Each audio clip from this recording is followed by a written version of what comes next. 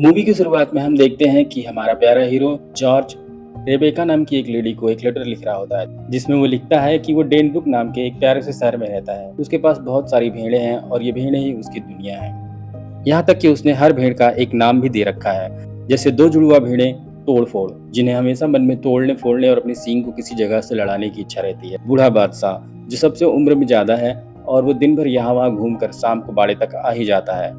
खुद को बेहद खूबसूरत और शर्मीली समझने वाली सफेदी की चमकार, खुद को डिटेक्टिव समझने वाली चतुर चाची, थोड़ा थोड़ा डरे डरे से रहने वाले मक्खन चाचा और अंत में सबसे छोटा छोटा चेतन। बस इन्हें प्यार करना, इनकी देखभाल करना, ये जॉर्ज का सबसे पसंदीदा काम है। अक्सर वो उन्हें नॉवेल पढ़कर कहानियां भी सुनाया करता है। ज़्यादातर कहानियां मर्डर मिस्ट्री से रिलेटेड होती हैं। जॉर्ज को ऐसा लगता है कि शायद भेड़ें उसकी ये कहानियां नहीं समझ पाती होंगी, पर भेड़ें सब कुछ समझती थी। यहाँ तक कि वो डिस्कस भी करती थी कि आखिर अंत में खून किसने किया होगा। एक बार जॉर्ज आधी कहानी छोड़ करके अगले दिन सुनाने की बात करता है तो सभी भेड़ें नाराज हो जाती हैं, क्योंकि उनके अंदर क्यूरियोसिटी थी कि आखिर खून किसने किया होगा। अगले दिन जब कहानी पूरी होती है तो सभी भेड़ें खुश हो जाती हैं, जैसे उन्हें पहले से पता था कि इसका एंडिंग क्या होने वाला है। इसके बाद जॉर्ज लेटर में आगे लिखते हुए टाउन में रहने वाले कुछ लोगों के बारे में बताता है, जैसे कि कैलब। वो खुद भी एक चरवाहा है, पर उसकी ज्यादातर नजर जॉर्ज की ही भेड़ों पर रहती है। हैम, जो कि एक कसाई है, पर जॉर्ज उसे पसंद नहीं करता। बेथ, जो कि एक होटल की मालकिन है, पर वो जॉर्ज को पसंद नहीं करती। टिम, एक ऐसा निकम्मा पुलिस वाला जिसने आज तक कोई केस सॉल्व नहीं किया, पर एक तरह से देखा जाए तो आज तक इस टाउन में किसी तरह का कोई केस आया भी नहीं है। और सबसे अंत में पादरी, जिसका जॉर्ज के साथ कुछ तो सीन है, पर इसके बारे में किसी को कुछ नहीं पता। वो चर्च में आता है और एक बड़ी सी डोनेशन देके सबको हैरान कर देता है और वापस चला जाता है। जॉर्ज रेबेका को आने वाले समय में मिलने के लिए कहते हुए लेटर को लिखना बंद करता है। फिर हमें दिखाया जाता है कि कैलब जॉर्ज से मिलने आता है, पर जॉर्ज उससे झगड़ा करके उसे वहां से जाने के लिए कह देता है, क्योंकि शायद वो जॉर्ज की भेड़ों को खरीदना चाहता था।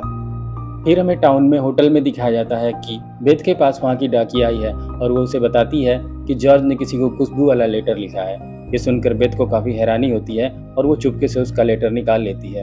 इधर हमें एक रिपोर्टर को दिखाया जाता है जो टाउन में होने वाले एग्जीबिशन की रिपोर्टिंग करने आया था। उसके हिसाब से बहुत ही बेहतरीन और भव्य एग्जीबिशन होना चाहिए था, पर वो टाउन में आकर जब एग्जीबिशन को देखता है तो काफी डिसअपॉइंटेड होता है। उसे ऐसा लगता है कि ये पैसा कमाने का अच्छा तरीका है, पर बेथ उससे कहती है कि तुम अपने काम से मतलब रखो, हमने जो कहा था हमने वैसा ही क्रिएट किया है। खैर, रिपोर्टर वहां से नाराज होकर चला जाता है। शाम के समय टाउन में काफी तेज आंधी, बारिश और तूफान जैसा माहौल हो जाता है। सभी भेड़ें डर जाती हैं और वो अपने बुजुर्गों से पूछती हैं कि क्या हम मर जाएंगे, पर उनके बुजुर्ग ये बोलते हैं कि नहीं, भेड़ें मरा नहीं करती, असल में वो बादल बन जाया करती हैं। ये सुन करके बाकी भेड़ों को थोड़ा चैन की सांस मिलती है। इधर रिपोर्टर अपनी एक्सीडेंट हुई गाड़ी को टो करवा के शहर के बाहर जा रहा था, पर तभी वो जॉर्ज के बारे में एक अजीब सी चमक देखता है, पर वो उसे इग्नोर करके आगे चला जाता है। अगली सुबह हम देखते हैं जॉर्ज जमीन पर गिरा पड़ा है। चतुर चाची और मक्खन चाचा उसे हिला डुला कर जगाने की कोशिश कर रहे हैं, पर जॉर्ज रिस्पॉन्स नहीं कर रहा है। थोड़ी देर बाद मक्खन चाचा बताते हैं कि शायद जॉर्ज मर चुका है। ये सुनकर चतुर चाची काफी दुखी होती हैं और उन्हें काफी डर भी लगता है। थोड़ी देर बाद वो अपनी बाकी के सारे ग्रुप के सदस्यों को भी ये बात अब जाकर बताती हैं, तो वो भी डर जाते हैं और बहुत दुखी होते हैं, क्योंकि जॉर्ज उनसे बहुत प्यार करता था, उनका बहुत ख्याल रखता था। ये सोच कर के भेड़ें आपस में काफी डर महसूस करती हैं। जॉर्ज के बिना वो अपने जीवन को सोच भी नहीं सकती थी। मूवी में भेड़ों के पास एक गजब की क्वालिटी दिखाई गई है कि अगर वो किसी इंसिडेंट को भूलना चाहें तो पूरे ग्रुप में एक साथ वो किसी इंसिडेंट को भूल सकती हैं। उन्हें नहीं लगता कि जॉर्ज की इस याद को लेकर के वो ठीक से जिंदा रह पाएंगी, तो वो जॉर्ज को हमेशा के भूलने के लिए प्रक्रिया शुरू करती हैं। पर तभी अचानक बूढ़ा बादशाह उन्हें रोक देता है और कहता है कि नहीं, जॉर्ज हमारा दोस्त था, हमारा अपना था, वो हमारा ख्याल रखता था, उसने हर कंडीशन में हमारा साथ दिया, उसने हमें कभी धोखा नहीं दिया, उसने हमेशा हमें प्यार दिया, हमें उसे नहीं भूलना चाहिए, क्योंकि दोस्त कभी एक दूसरे को नहीं भूलते हैं। बूढ़े बादशाह की इस बात से सभी एग्री करते हैं और जॉर्ज को ना भूलने का प्लान बनाते हैं। खैर, जॉर्ज ज्यादातर इन्हें सस्पेंस थ्रिलर मर्डर मिस्ट्री वाली कहानियां सुनाया करता था नॉवेल से, तो इन्हें लगता है कि शायद जॉर्ज को भी किसी ने मार दिया होगा। ये बात सुनते ही चतुर चाची के दिमाग में ख्याल आता है कि अगर किसी ने ऐसा किया है तो जॉर्ज हमारा अपना था और उसको जिसने भी मारा होगा हम उसे खोजेंगे और उससे बदला लेंगे या उसे एक्सपोज करेंगे। सुबह बाड़े पर पुलिस आती है, जहां कैलब पहले से ही मौजूद था। वो उसे साइन करवाने आया हुआ था और गाड़ी को दूर पार करके हैम भी भेड़ों की गिनती कर रहा था। इधर चतुर चाची का इन्वेस्टिगेशन अलग ही लेवल पर चल रहा था कि आखिर जॉर्ज बिना हैट और रेनकोट के इतनी बारिश में बाहर क्यों आया। वो खिड़की के अंदर झांकती है इधर रिपोर्टर भी वहाँ आ जाता है, पर टिम पहले ही कह देता है कि शायद जॉर्ज को हार्ट अटैक आया था। पर रिपोर्टर अंदर जाकर कार्बाइन में इन्वेस्टिगेशन करने की जिद करता है। कार्बाइन के अंदर 2 ड्रिंक की ग्लासेस रखी हुई थी। इसका मतलब जॉर्ज के साथ कल रात कोई और भी था, पर कौन? चतुर चाची अपना इन्वेस्टिगेशन आगे बढ़ाती हैं और कहती हैं कि कल जॉर्ज के साथ कोई और भी था। उसने जॉर्ज के ड्रिंक में जहर मिलाया होगा और फिर वो बाहर आ गया होगा। जॉर्ज किसी तरह लड़खड़ाते हुए बाहर आया होगा, उससे हाथापाई हुई होगी और उसके हाथ में हरे रंग का कलर लग गया होगा। पर जहर इतना तेज रहा होगा कि जॉर्ज उससे संभाल नहीं पाया होगा और मर गया होगा। एक तरह से देखा जाए तो चतुर चाची ने पूरा केस ही सॉल्व कर दिया था। पर पुलिस वाला तो निकम्मा है, इसलिए चतुर चाची कहती हैं कि इस केस को अब हमें ही सॉल्व करना होगा। पर बाकियों का ये कहना था कि आखिर हम कैसे सॉल्व करेंगे, आखिर में है तो हम भेड़े ही। तभी नन्हा चेतन बाहर आके कहता है कि कल रात उसने जॉर्ज के भूत को देखा था, जिसके अंदर से जॉर्ज की ही स्मेल आ रही थी। पर उसकी बात किसी को समझ में नहीं आती, पर आगे जरूर आएगी। फिर हम देखते हैं कि टाउन में घंटियां बजाकर सबको बुलाया जा रहा है। भेड़ों का ये मानना था कि शायद जॉर्ज के मरने की खबर टाउन के सभी लोगों को देने के लिए ये घंटी बजाई जा रही है। भेड़ों को ऐसा लगता है कि यहाँ खड़े खड़े तो कुछ पता चलने वाला नहीं है, हमें भी टाउन जा करके पता करना होगा और नई इन्फॉर्मेशन कलेक्ट करनी होगी जॉर्ज के बारे में। यही सोचकर मक्खन चाचा, चतुर चाची और बूढ़ा बादशाह टाउन के लिए निकल जाते हैं।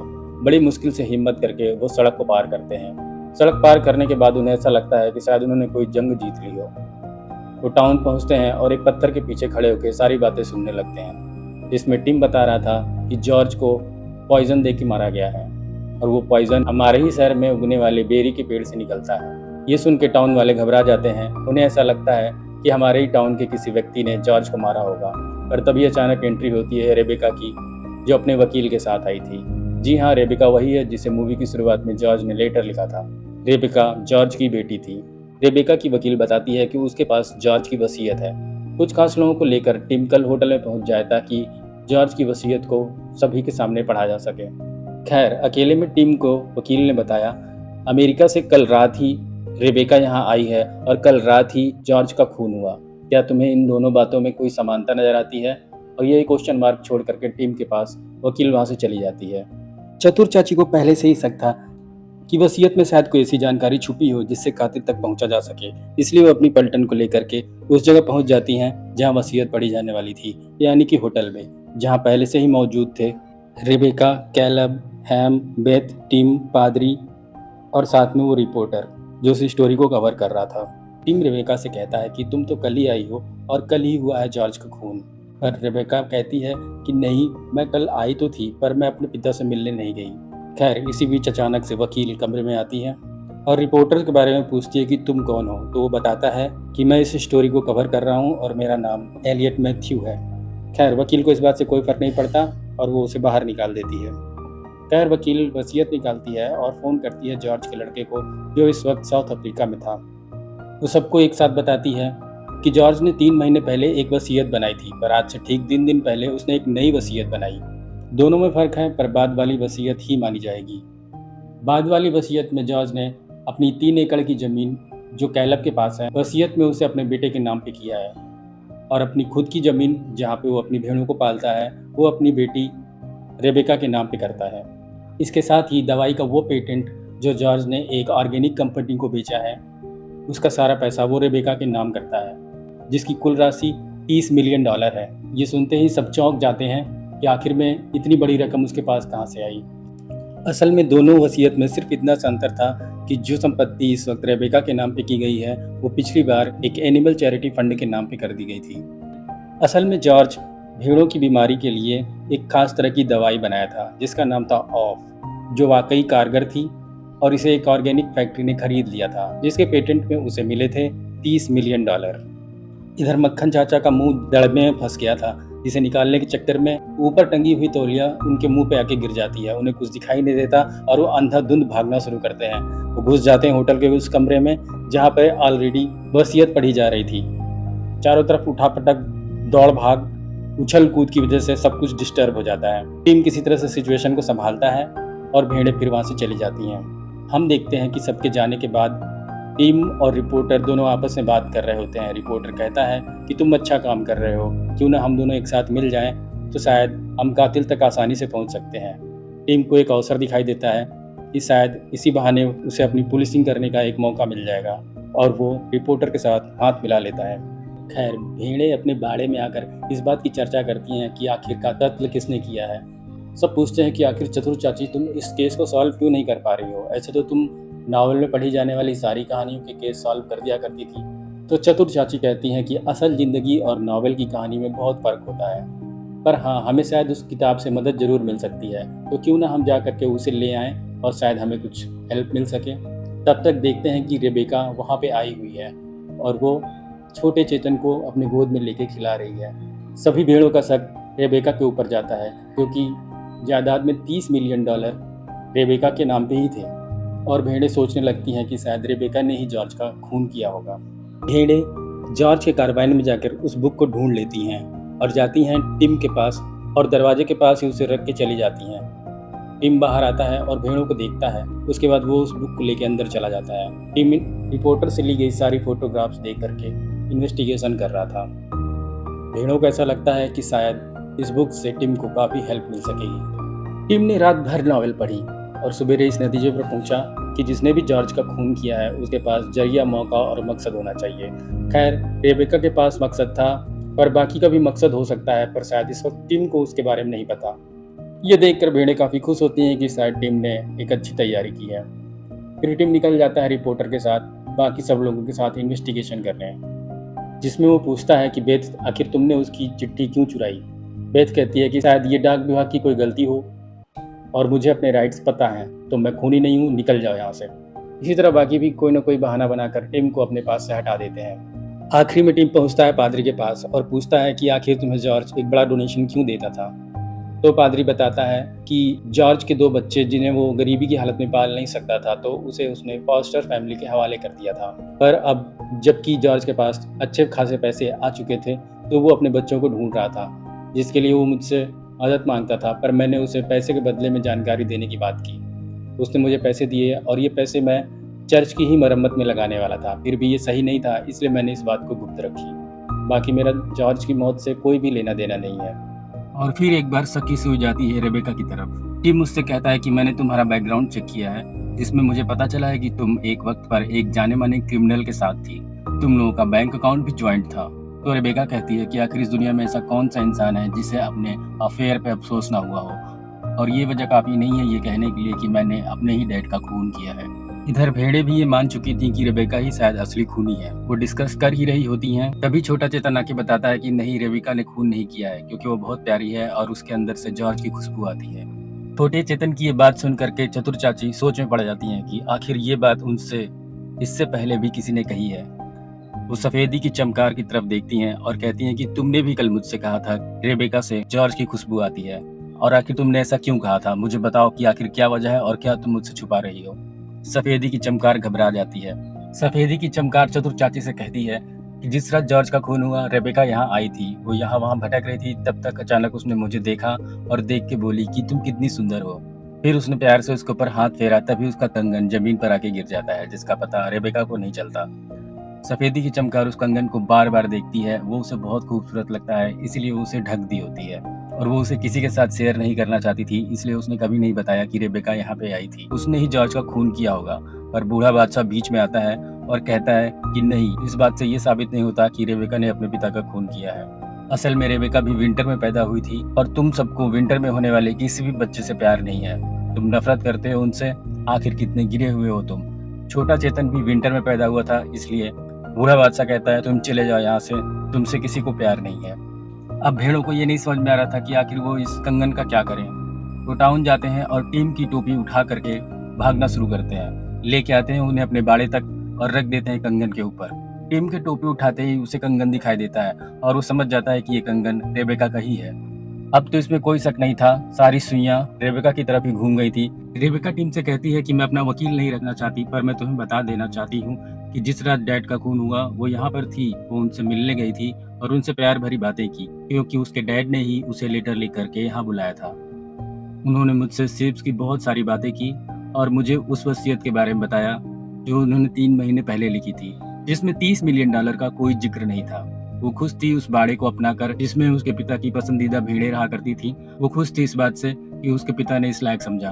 और अभी जो वसीयत सामने आई है उसमें उसका कोई हाथ नहीं है, ना उसे उसके बारे में पता था। मैं अगर ये बोल देती कि जिस रात जॉर्ज का खून हुआ उस रात मैं यहीं पर थी, तो आखिर कौन इस बात पे भरोसा करता कि मैंने उन्हें नहीं मारा है। खैर, टीम रिबेका की एक नहीं सुनता और उसे लॉकअप में बंद कर देता है। दूर खड़ी होकर चतुर चाची ये सब बातें सुन रही थी और उसे अचानक से रियलाइज होता है कि शायद रेबेका ने अपने डैड का खून नहीं किया है।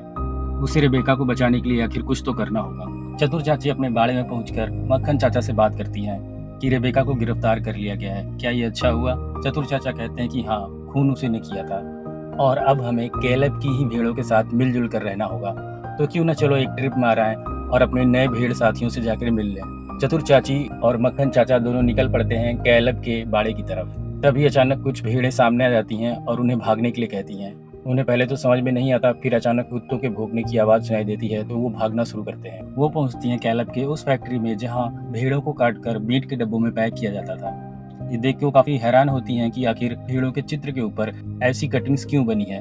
वो समझ जाती हैं कि उनके साथ क्या किया जाता है। ये देख के वो काफ़ी घबरा जाती हैं और वापस अपने बाड़े की तरफ भागती हैं। कुत्ते उन पर हमला करने ही वाले थे, लेकिन तभी अचानक बूढ़ा बादशाह सामने आ जाता है। उसके और डॉग्स के बीच में एक तगड़ी फाइट होती है।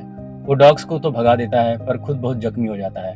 उसके मरने की हालत हो जाती है। चतुर चाची उसके पास आती हैं और कहती हैं, नहीं, तुम मर नहीं सकते, तुम एक बादल बन जाओगे।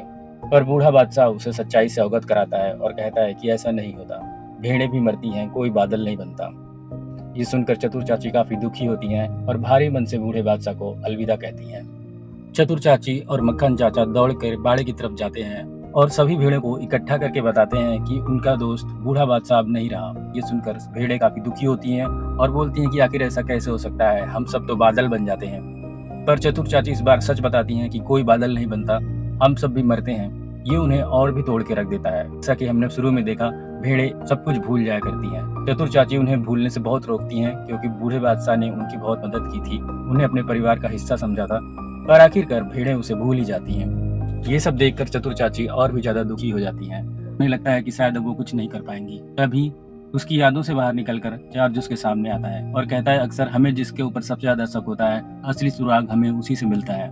ये सुनते ही चतुर चाची का दिमाग एक बार फिर से डिटेक्टिव मोड में आ जाता है और वो उन सब सारी बातों को याद करने लगती हैं और कड़ियों को जोड़ने लगती हैं जो असली कातिल तक उन्हें पहुंचा सके। उसे याद आता है कि जॉर्ज के हाथ पर हरे रंग का निशान था। तो दोस्तों, इस बार चतुर चाची बिना देर किए नन्हे चेतन के साथ पहुंचती हैं जॉर्ज के कारवाइन के पास और उसका एक पैर नीले घोल में और दूसरा पैर पीले घोल में डालकर सीधे टाउन की तरफ निकल जाती हैं, जहां पर रेबेका को गिरफ्तार करके सेल में डाला गया था। नन्हा चेतन खिड़की से अंदर जाता है और अपने दोनों पैर से एक खास तरह की डिजाइन वो बनाता है, जिसमें एक कलर पीला था और दूसरा कलर नीला, और फिर वो उसी खिड़की से बाहर चला जाता है। रेबेका को समझ में नहीं आता कि आखिर ये सब चल क्या रहा है। अगले दिन सुबह जब टीम पुलिस स्टेशन आता है तो वो देखता है कि सब कुछ बिखरा पड़ा हुआ है। रेबेका से पूछता है कि आखिर ये सब क्या है। रेबेका बताती है कि ये सब एक छोटी सी भेड़ ने किया, और हैरानी की बात सिर्फ इतनी ही नहीं है, उसे एक दूसरी भेड़ इंस्ट्रक्शन भी दे रही थी। टीम को कुछ समझ में नहीं आता और कलर साफ करने के चक्कर में वो अपना हाथ एक ऐसी जगह पर रख देता है जहाँ पीला और नीला रंग एक साथ था, और जैसे ही वो अपने हाथ की तरफ देखता है उसके हाथ में हरा कलर लग चुका था। हम देखते हैं टीम रेबेका को अमेरिकन पुलिस को हैंडओवर करने वाला है। सारे टाउन के लोग धीरे धीरे इकट्ठा हो जाते हैं और भेड़ें भी वहां पे आ जाती हैं। टीम अमेरिकन पुलिस को हैंडओवर करने के लिए पेपर्स पे साइन भी कर देता है, लेकिन तभी अचानक उसे अपने हाथ में लगा हुआ हरा कलर दिखाई देता है, जो ग्रीन और येलो के आपस में मिल जाने के कारण बना था। अचानक वो पुलिस को रुकने के लिए कहता है, जैसे उसने केस को सॉल्व कर लिया हो और अब जानने के लिए कुछ भी नहीं बचा। वो बोलता है रेबेका ने कुछ नहीं किया है, असल में ये असली कातिल नहीं है। रेबेका तो खुद एक विक्टिम है।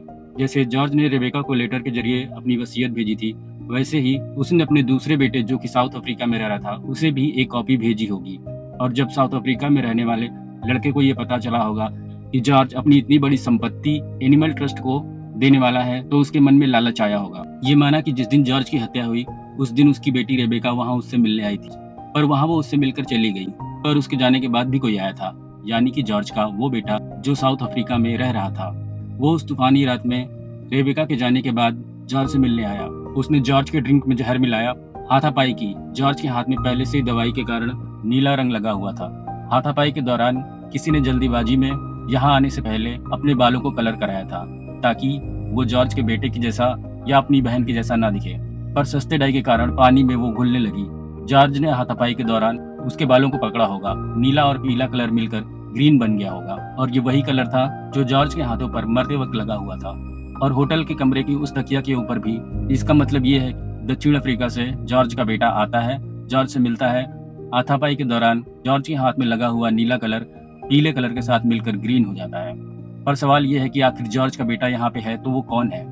और वो कोई और नहीं बल्कि वो रिपोर्टर है जिसे एक मौके की तलाश थी यहाँ पर आने की, और टाउन में लगने वाले एग्जीबिशन से बेहतर उसे और कोई दूसरा मौका नहीं मिल सकता था। वो यहाँ रिपोर्टिंग करने के बहाने आया और जाने के नाम पे अपनी गाड़ी का एक्सीडेंट करवा के यहीं ठहर गया।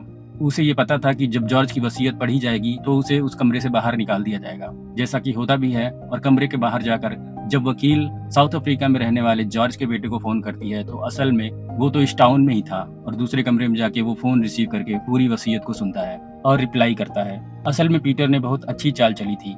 वसीयत बदली गई थी जिसकी वजह से रेबेका को इतने सारे पैसे मिल रहे थे। तो अगर वो जॉर्ज को मार देता तो सारा शक रेबेका के ऊपर आ जाता। जॉर्ज की वसीयत के अनुसार सारे पैसे रेबेका को मिलने वाले थे, पर वो रेबेका को मार के वो पैसे अपने नाम नहीं करवा सकता था, इसलिए उसने जॉर्ज को मारा ताकि सबका शक रेबेका के ऊपर ही जाए।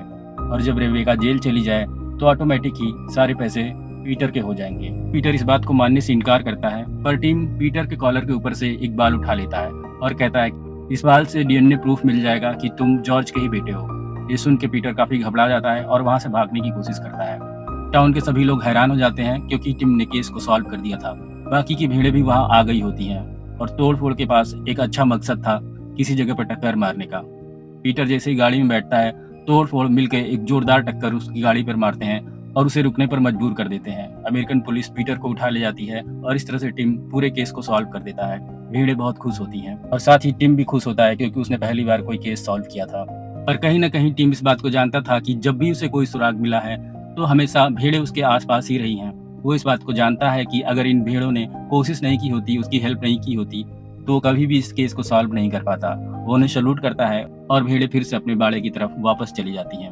रेबेका होटल की मालकिन के पास जाती है और उससे पूछती है कि आपने मेरे डैड का लेटर क्यों रख लिया था।